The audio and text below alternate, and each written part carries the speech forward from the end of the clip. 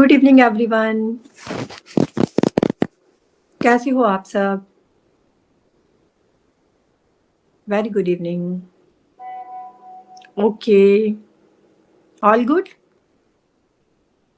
ठीक है, तो आपने किसी ने भी अपना माइक अनम्यूट नहीं करना है।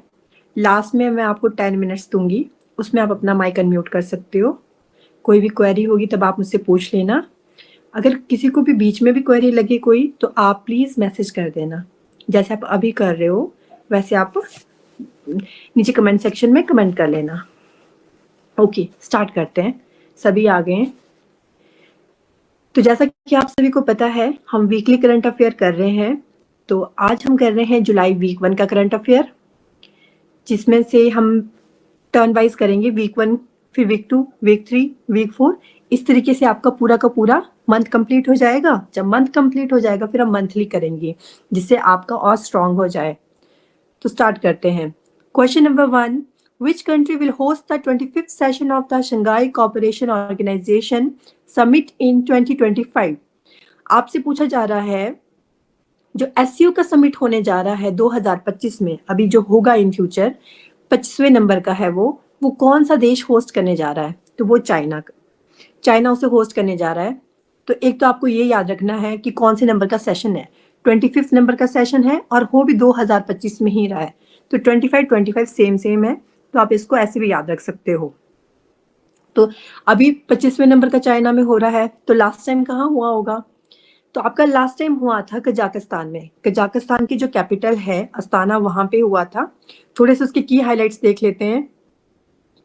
The 24th meeting of the Council of Heads of State of the Shanghai Cooperation Organization took place on 4th of July 2024 in Astana, Kazakhstan. और इसे होस्ट किया था कजाकिस्तान के जो प्रेसिडेंट हैं हमारे, काज़िम ज़ोमाट टोकायेव। लोकेशन रही अस्ताना कजाकिस्तान के अंदर। और बहुत सारे हमारे जो वर्ल्ड के लीडर हैं उन्होंने भी यहाँ पे पार्टिसिपेट किया इस समिट में। रशिया के प्रेसिडेंट व्लादिमीर पुतिन ने किया, चाइना के प्रेसिडेंट शी जिनपिंग ने किया, पाकिस्तान के प्राइम मिनिस्टर शहबाज शरीफ ने किया, एंड यूएन के सेक्रेटरी जनरल जो है आपके एंटोनियो गुटेरेस, इन्होंने किया। तो ये भी आपको याद रखना कि रशिया का प्रेसिडेंट कौन है। वैसे रशिया के प्रेसिडेंट को कौन नहीं जानता है, आप सभी को पता है। रशिया और यूक्रेन का वॉर चला हुआ है, तो ये हर डेली आपके हर दूसरे दिन न्यूज में होते हैं। पाकिस्तान के प्राइम मिनिस्टर हैं शहबाज शरीफ और चाइना के हैं शी जिनपिंग, एंड यूएन के सेक्रेटरी जनरल, मोस्ट इंपॉर्टेंट ये आपने याद करना है, कौन है? Antonio Guterres. तो इन सभी ने पार्टिसिपेट किया। अब कुछ की डेवलपमेंट देख लेते हैं। Number 1, Belarus joins SCO. Belarus ने एडमिट किया और वो बन चुका है अब एससीओ का 10th नंबर का फुल मेंबर। इससे पहले वो था ऑब्जर्वर स्टेटस दिया गया था उसे एससीओ के द्वारा। आप समझते हैं कि ऑब्जर्वर स्टेटस क्या होता है? इट मीन्स कि एससीओ ने बेलारूस को बोला था कि अगर हम कोई भी किसी भी तरीके का कोई भी एक्टिविटी करते हैं तो आप उसमें क्या कर सकते हो? पार्टिसिपेट कर सकते हो, ऑब्जर्व कर सकते हो। उसका मतलब होता है ऑब्जर्वर स्टेटस। फुल मेंबर का मतलब ये अब इसकी भी पूरी भागीदारी रहेगी कि कैसे क्या करना है, किसके ऊपर फोकस करना है। तो अब बेलारूस इसका बन चुका है फुल टाइम मेंबर। कौन से नंबर का बना है? 10th नंबर का। जब 24th नंबर की मीटिंग हुई थी तो वो फोकस किसके ऊपर रखा था उन्होंने? कॉम्बैटिंग टेररिज्म, कि टेररिज्म को कैसे हमने उससे कैसे निपटना है। एसयू का expansion. SU was originally established in 2001 with 5 member. तो 5 मेंबर कंट्री के साथ 2001 में एसयू की स्थापना हुई थी। भारत और पाकिस्तान ने इसे कब ज्वाइन किया था, ये आपको याद रखना है। इंडिया ने और पाकिस्तान ने इसे ज्वाइन किया था 2017 में। 10th नंबर का अगर बेलारूस बना है तो 9th नंबर का कौन बना होगा? तो वो बना था आपका ईरान 2023 में। 25th नंबर का एससीओ समिट जो होने जाएगा अभी, उसके बारे में देख लेते हैं। The next SCO Council of Heads of State meeting will be held in China, and China has taken over the rotating presidency of the SCO from Kazakhstan. जब कजाकिस्तान में हुआ था तो उन्होंने प्रेसिडेंसी रोटेट की थी और दे दी थी चाइना को। अब जब चाइना में होगा तो चाइना भी फर्दर किसी दूसरी कंट्री को क्या करेगा? इसे रोटेट करेगा प्रेसिडेंसी को। Most important, the Chinese city of Qingdao has been named the SCO's Tourism and Cultural Capital for 2024-2025.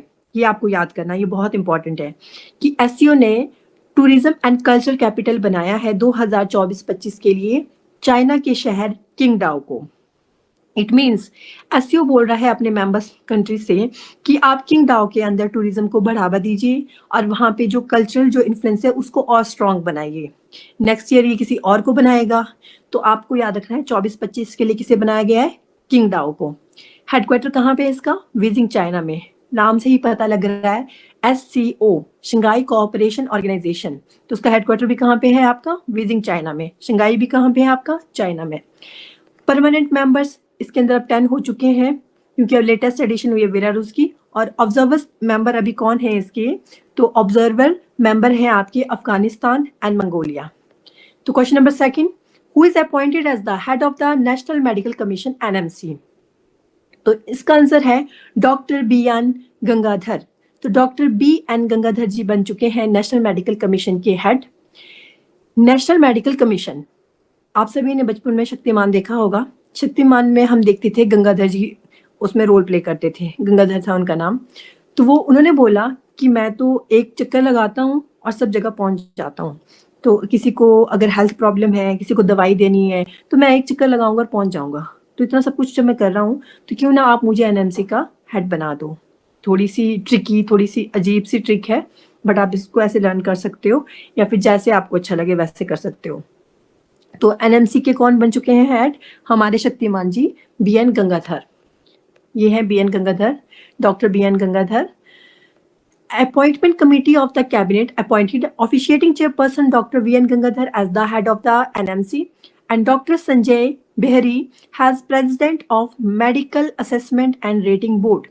और साथ ही साथ में जो डॉक्टर संजय बेहरी हैं उन्हें बना दिया गया है medical assessment and rating board का प्रेसिडेंट। अब थोड़ा सा NMC के बारे में देखते हैं। NMC को बनाया गया था, एक पार्लियामेंट के अंदर एक एक्ट आया था जिसे हम जानते हैं NMC एक्ट 2019। तो आपको याद रखना है कि NMC जो एक्ट था वो कब आया था, वो आया था 2019 में। वो क्यों आया था, उसने रिप्लेस किया था MCI को।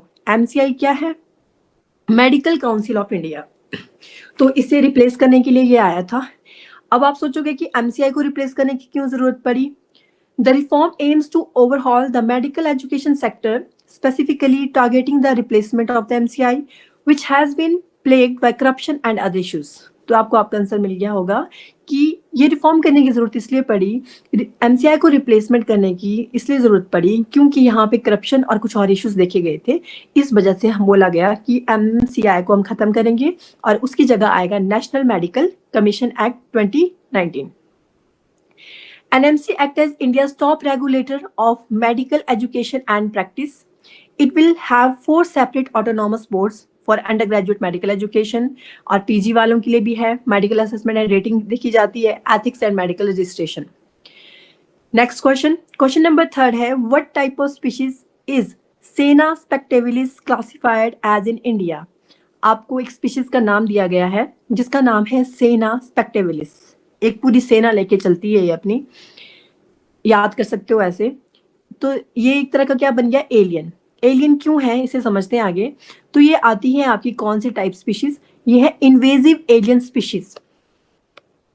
The Forest Department of Tamil Nadu has cleared invasive growth of Sena spectabilis in Sathyamangalam tiger reserve. जो आपका तमिलनाडु के अंदर सत्यमंगलम टाइगर रिजर्व है, फॉरेस्ट डिपार्टमेंट ने वहां पे डिक्लेयर किया है कि सेना स्पेक्टेबिलिस जो स्पीशीज है जो आपको यहाँ पे दिख भी रही है, इसकी ग्रोथ हो रही है बहुत तेजी के साथ सत्यमंगलम टाइगर रिजर्व में, जो कि क्या है, एक खतरे की घंटी। किसके लिए, जो इसकी नेबर स्पीशीज है उनके लिए ये क्या है, खतरे की घंटी है, क्योंकि सारा का सारा न्यूट्रिशन ये खा जाएगी तो बाकी स्पीशीज को तो मिल नहीं पाएगा। तो इसलिए उन्होंने इसे बोला है इन्वेजिव स्पीशीज। साथ ही में उन्होंने एक वर्ड लगाया है invasive alien species. Alien word हम तब यूज करते हैं जब वो हमारे स्पेस, हमारी जगह का नहीं है। फॉर एग्जाम्पल वो इंडिया का नहीं है और ये बाकी में इंडिया की स्पीशीज नहीं है, ये इसे लाया गया था साउथ अमेरिका से। साउथ अमेरिका से इसे लेके आए थे हम। तो it is a species of the legume family. ये कौन सी फैमिली से बिलोंग करती है, लेग्यूम फैमिली से। And it is a medium to big tree native to South and Central America and is grown as an ornamental plant and it has bright yellow flowers.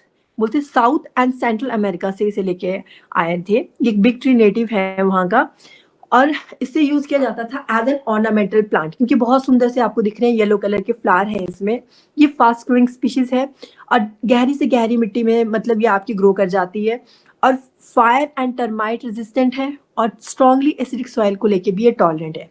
It means जंगल में आग लग जाएगी तो भी ये survive कर जाएगी, दीमक भी इसे नहीं लग सकता, और अगर आपकी मिट्टी एसिडिक हो जाती है तो भी इसे कोई फर्क नहीं पड़ता। तो इसीलिए ये फास्ट ग्रोइंग स्पीशीज है, जिसके पास इतनी सारी टॉलरेंस पावर है तो वो बहुत तेजी के साथ ग्रो करेगी, जो कि सही नहीं है हमारी बाकी अदर स्पीशीज के लिए।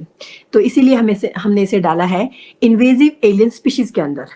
In India, it was introduced as shade trees for coffee and firewood, and it is classified as least concern under the IUCN Red List. Most important, आपको पता होना चाहिए जो IUCN की रेड लिस्ट है उसके अंदर इसे किस कैटेगरी में रखा गया है। तो इसे रखा गया है list concern. List concern means जिसको लेके इतना कंसर्न करने की जरूरत नहीं है कि उसकी स्पीशीज ऑलरेडी तादाद में है, इसीलिए इसे रखा गया है लिस्ट कंसर्न में। दूसरा, इसे ब्रिटिश ने यहाँ पे इंट्रोड्यूस किया था, जिस टाइम यहाँ पे इंडिया के अंदर ब्रिटिश कॉलोनियल एरा था, तो उन्होंने इसे इंट्रोड्यूस किया था क्योंकि आपको पता है कि वो करते थे बहुत ज्यादा कमर्शियल क्रॉप का हार्वेस्टिंग। तो उन्हें कॉफी, फायरवुड ऐसी चीजों के लिए उन्हें क्या चाहिए होती थी, छाया की जरूरत होती थी। तो ये बहुत अच्छा शेड ट्री की तरह काम कर रहा था, इसलिए उन्होंने इसे इंडिया में इंट्रोड्यूस किया था। नेक्स्ट है Sathyamangalam tiger reserve. It is located at the junction of the eastern and the western Ghat in the Nilgiri biosphere reserve and in the Erode district of Tamil Nadu. तो सत्यमंगलम टाइगर रिजर्व कहाँ पे? तमिलनाडु में है, ईस्टर्न और वेस्टर्न घाट के जंक्शन के ऊपर, जो कि नीलगिरी बायोस्फीयर रिजर्व के अंदर है। Its area is contiguous with the Mudumalai tiger reserve, Bandipur tiger reserve, bear tiger reserve and wildlife sanctuary. ये आपको याद करने हैं कि आपका मुद्दुमलाई टाइगर रिजर्व कहाँ है, बांदीपुर टाइगर रिजर्व कहाँ पे है, wear tiger reserve wild life sanctuary कहाँ पे है। तो जो कुछ बच्चे होते हैं जो बहुत नाटक करते हैं, 2-2 मिनट के बाद अपनी मम्मा से मलाई मांग रहे हैं, तो उनकी मम्मियां तंग होकर उन्हें टाइगर के साथ बांध देती हैं। ये मैं आपको ट्रिक दे रही हूँ। नाटक करते हैं तो कर्नाटका, मलाई की डिमांड कर रहे हैं तो मुद्दुमलाई टाइगर रिजर्व, टाइगर के साथ बांध दे रहे हैं तो बांध से बांदीपुर टाइगर रिजर्व। तो ऐसे आपको याद हो जाएगा कि मुद्दुमलाई मलाई हो गया, बांधने से बांदीपुर हो गया, नाटक कर रहे थे तो कर्नाटका हो गया। तो ये कहाँ पे है? आपके कर्नाटका के अंदर है। Together, these reserves forming the Nilgiris biosphere landscape have the biggest tiger population in the world at over 280 tigers. Rivers, some of the prominent rivers in the region include the Bhavani, Moer and Noel rivers. तो कुछ prominent rivers भी हैं इस region में पड़ती हैं, वो आपको याद रखनी है। BMN मतलब Bhavani, Moyer and Noel. Next, Wayanad Wildlife Sanctuary is an integral part of the Nilgiri Biosphere Reserve, which is a UNESCO World Heritage Site. जो आपकी वायनाड वाइल्ड लाइफ सेंचुरी है, ये नीलगिरी बायोस्फीयर रिजर्व का एक पार्ट है, और जो आपका नीलगिरी बायोस्फीयर रिजर्व है, ये क्या है? यूनेस्को की वर्ल्ड हेरिटेज साइट है। अब आपको ये याद रखना है कि जो नीलगिरी बायोस्फीयर रिजर्व है, जो मैं आपको एक्स्ट्रा बता रही हूँ, वो आप नोट डाउन कर सकते हो। इसे इंक्लूड किया गया था 2000 के अंदर यूनेस्को के अंदर। और जो नीलगिरी बायोस्फीयर रिजर्व है, इसकी स्थापना कब हुई थी? इसकी स्थापना या इसकी एस्टेब्लिशमेंट हुई थी सितंबर 1986 में। तो ये आपने याद करना है। और ये फर्स्ट वाइल्ड रिजर्व था आपका इंडिया का, जिसको रिकॉग्नाइज किया गया था यूनेस्को की तरह। ठीक है, आप इसको याद रखना, ये मैं आपको वैसे बता रही हूँ, तो ये मैं इसमें ऐड नहीं किया हुआ है। नीलगिरी बायोस्फीयर जब सुना तो मुझे याद आ गया। तो आपने याद रखना है कि क्या क्या स्टेप मैंने इसमें पॉइंट बताया आपको, कि जो नीलगिरी बायोस्फीयर रिजर्व है, इसे यूनेस्को में कब इंक्लूड किया गया था? 2000 में। और इसकी स्थापना कब हुई थी नीलगिरी बायोस्फीयर रिजर्व की? सितंबर 1986 में। और ये इंडिया का फर्स्ट बायोस्फीयर रिजर्व था जिसे रिकॉग्नाइज किया गया था यूनेस्को के द्वारा। नेक्स्ट है invasive alien species. In India ISR defined under the wild life protection act 1972। तो आपको ये सबको पता होना चाहिए कि वाइल्ड लाइफ प्रोटेक्शन एक्ट कब आया था? 1972 में आया था। तो उसमें अमेंडमेंट की गई 2022 में, और साथ में बोला गया as non native species posing a threat to wildlife और हैबिटेट, कि जो नॉन नेटिव स्पीशीज है, जो इंडिया की नहीं है, जो आप बाहर से लेके आए हो, लेके आ रहे हो, या वो क्या बनती जा रही है, हमारे जो वाइल्ड लाइफ है यहाँ का, उनकी जो और जो साथ में नेबर स्पीशीज हैं, उनके लिए क्या बन रही है? वो खतरा बनती जा रही है, थ्रेट बनती जा रही है। Species such as African catfish, Nile tilapia, red bellied piranha and alligator gar dominate the list of the invasive wildlife in India.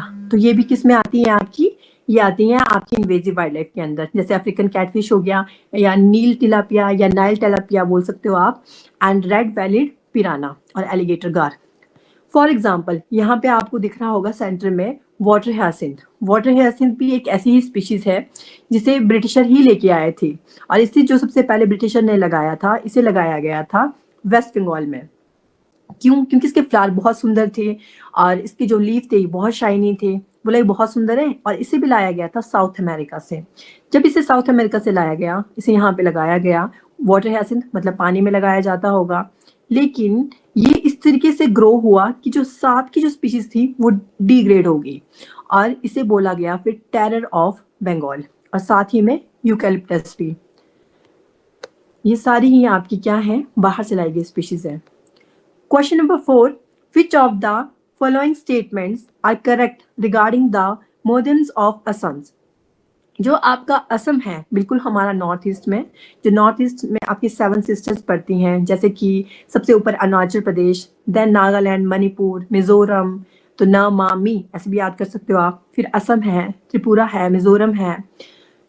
तो उसी में से असम की बात की जा रही है। असम के अंदर है मॉडर्न्स। अब वो क्या होते हैं, अब स्टेटमेंट दिया, आपको बताइए करेक्ट कौन सी है। Moderns are burial sites that were first included in the tentative list for UNESCO World Heritage in April 2014।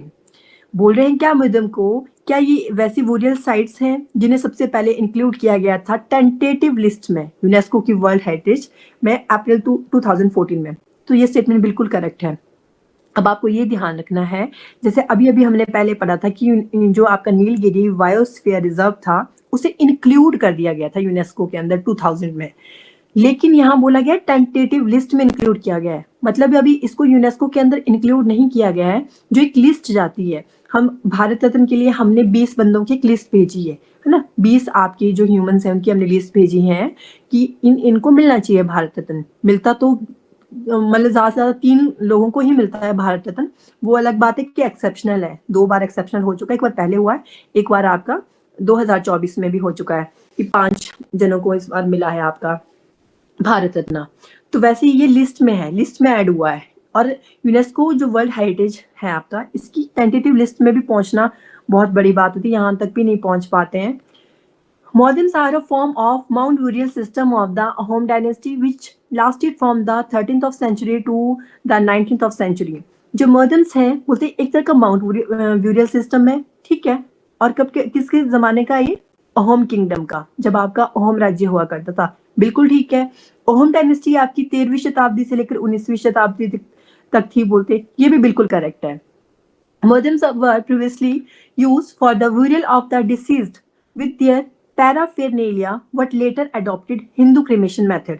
क्या बोला जा रहा है कि जो मॉडर्न्स हैं उनको प्रीवियसली बोलते यूज किया जाता था कि आप क्या करते थे, ये लोग क्या करते थे कि जो भी इनके खानदान में किसी की मृत्यु हो जाती थी, कोई भी डिसीज्ड जो भी मृतक होता था, उसको उसके पैराफेर्नेलिया मीन्स उसके आभूषण, जो भी उसने गहने डाले हैं या किसी भी तरीके का उसने डाला है पैराफेर्नेलिया, जो भी उनके होते थे अपने, उनके साथ ही दफना देते थे, और बाद में उन्होंने बोलते हिंदू क्रिमेशन मेथड को अडॉप्ट किया।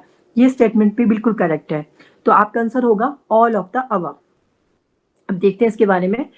Ahom madam recommended for inclusion in UNESCO World Heritage list. तो इसे अभी बोला गया है, रिकमेंडेशन दी गई है कि प्लीज आप जो असम के ये अहोम किंगडम के मॉडर्न्स हैं, इन्हें आप इंक्लूड करिए यूनेस्को वर्ल्ड हेरिटेज लिस्ट में। तो Ahom area मॉडर्न्स resting place of royal families, जो रॉयल फैमिली का रेस्टिंग प्लेस हुआ करता था, ये मॉडर्न्स जहाँ पे दफनाना, मतलब वो रेस्टिंग प्लेस ही कहलाता है। In Assam Charaideo district have been recommended for inclusion in the UNESCO World Heritage list by its international advisory body ICOMOS. These are comparable to the pyramids of Egypt, and these were first included in the tentative list in April 2014. तो बोला जा रहा है जो Ahom era मॉडर्न्स हैं, ये resting place थे, बिल्कुल ठीक है, पूरे असम के जो चिराइदो डिस्ट्रिक्ट है वहां पे हैं ये, और साथ ही में आपको जो यूनेस्को की वर्ल्ड हेरिटेज लिस्ट है उसमें इसको इंक्लूड किया गया है। अभी इंक्लूजन के लिए रिकमेंडेशन दी गई है, किसके द्वारा दी गई है, इकोमोस के द्वारा। अब इंक्लूड किया नहीं है लेकिन रिकमेंडेशन दी गई है। और आप इजिप्ट के जो पिरामिड है उनसे भी आप इनको क्या कर सकते हो, कंपेयर कर सकते हो। और सबसे पहले बारी इनको टेंटेटिव लिस्ट में कब इंक्लूड किया गया था, 2014 में। Madams या madams have been finalized as India's sole nomination for consideration as UNESCO World Heritage Site for the year 2023-2024. इकोमॉस, इकोमॉस की फुल फॉर्म आपने याद रखनी है, international council on monuments and site. Monument मतलब ये किसके लिए बनी है, जो भी आपके मॉन्यूमेंट और साइट्स होती हैं जिनको यूनेस्को के अंदर इंक्लूड करने के लिए रिकमेंडेशन वगैरह देती है, ये वैसी एक काउंसिल है। ICOMOS has prepared a report evaluations of nomination of cultural and mixed properties for the 46th ordinary session of the World Heritage Committee to be held in New Delhi on July 21 to 31। तो ये आपको याद रखना है कि एक report तैयार करती है और बोलती है कि इन इनसाइट्स को आप प्लीज इसमें इंक्लूड करिए। और ये कहाँ की है, ये फ्रांस में से है इकोमॉस, और एक एडवाइजरी बॉडी है आपकी यूनेस्को के लिए फॉर कल्चर हेरिटेज। ये ध्यान रखना कि किस चीज के लिए, कल्चर हेरिटेज के लिए, क्योंकि यूनेस्को के अंदर भी आपके अलग अलग कैटेगरीज आती हैं। What are Madams या Madans? The Madams, also Madans, are the Mount burial system of the Ahom dynasty 13th century to 19th century. The Mount burial system of the royals of the Ahom dynasty in Assam's Charaideo district can be likened to the royal tombs of ancient China and the pyramids of the Egyptian pharaohs। जैसे कि आपने देखा ही होगा Egypt में mummy मिलती हैं, है ना, तो वैसे आप इसको बोलते हो, सिमिलरली समझ सकते हो। The Ahom rule lasted for about 600 years until the British annexed Assam in 1826। बोलते हैं कि जो अहोम रूल थे इन्होंने कम से कम 600 साल आपके वहां पे राज किया असम में, जब तक ब्रिटिश ने 1826 में इनसे छीना नहीं उसको। Charaideo, more than 400 kilometers east of Guwahati, was the first capital of the Ahom dynasty, founded by Chao Lung Siu Ka Fa in 1253। चरादेव बोलते आपका 400 किलोमीटर गुवाहाटी के ईस्ट की तरफ को है, और ये आपकी फर्स्ट कैपिटल थी अहोम राज्य की, और इसकी स्थापना की थी चाओ लुंग सिउ का फा ने कब, 1253 में। और इसे पहले जाना जाता था those of the deceased with their paraphernalia were buried. बाद में इन्होंने किसे अडॉप्ट किया, जो हिंदू सिस्टम था जिसमें हम लोग क्रिमेशन करते हैं। However, after the 18th century, the Ahom rulers adopted the Hindu method of cremation, entombing the cremated bones and ashes in a madam and charaideo। फिर वो क्या करने लग पड़े, पहले तो वो दफनाते थे, बाद में उन्होंने जब हिंदू मेथड ऑफ क्रिमेशन को अडॉप्ट किया, उसके बाद वो क्या करते थे, उनकी जो भी बोन्स होती थी और एशेज होती थी उसे भी यहीं पे वो क्या करते थे, मदम्स में दफनाते थे, एंटॉम्ब करते थे। The mudams enshrine the mortal remains of Ahom royalty and are highly venerated। तो ये आपको याद रखना है।